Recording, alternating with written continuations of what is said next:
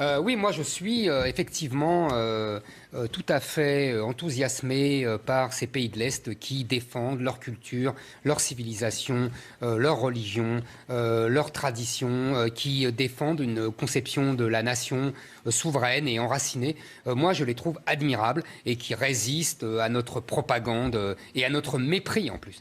Donc ça c'est une première chose. Deuxième chose, on Qui dit crachent sur toujours... l'Europe alors qu'ils sont dans l'Europe. Ils crachent sur l'Europe alors qu'ils sont dans l'Europe. Oui. Ils ne crachent pas sur l'Europe, ma chère Christine. Non, non, ils ne crachent pas sur l'Europe, ils crachent sur ce qu'on veut leur imposer au nom des valeurs soi-disant européennes. Moi, je trouve que c'est eux qui défendent le mieux l'Europe, vous voyez. Parce que l'Europe, c'est eux, c'est pas nous.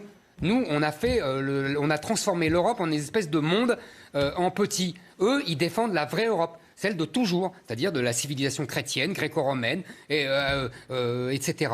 Donc il n'y a aucune... non, c'est pas eux, ils défendent l'Europe. C'est nous qui l'avons trahi.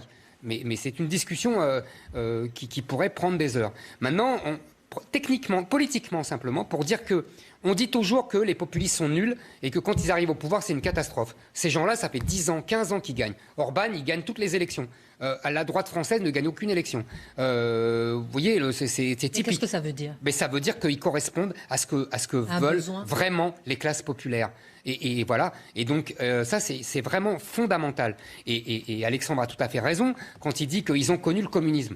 Et donc, ils savent ce que c'est qu'un pouvoir au-dessus d'eux et qui empêche les souverainetés populaires et nationales.